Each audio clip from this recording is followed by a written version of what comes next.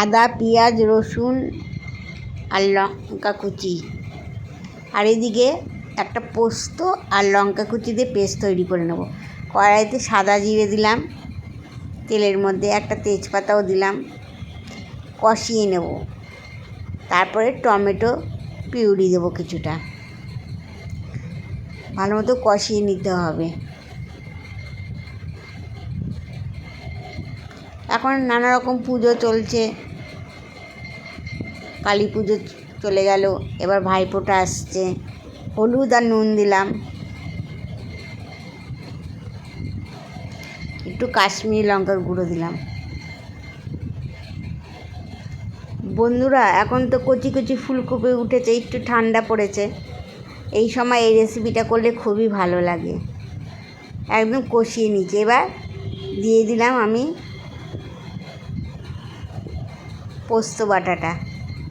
পোস্ত বাটাটা দিয়ে ভালো মতো মিক্স করে নিতে হবে।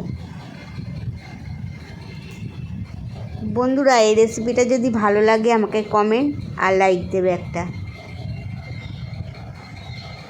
এটা রুটি পরোটার সঙ্গে খুবই ভালো লাগে, একটু মাখো মাখো করলে ভালোই লাগে, মানে গরম ভাতেও খাওয়া যায়। ফুলকপি আর আলুগুলোকে ভেজে রেখেছিলাম আগে, এবার সেগুলোকে দিয়ে দেবো।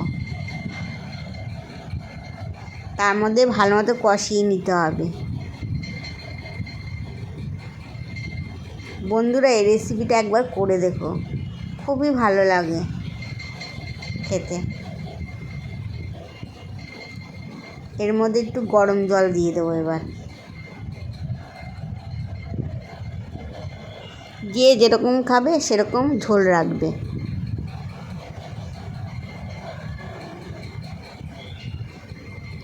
নামানোর আগে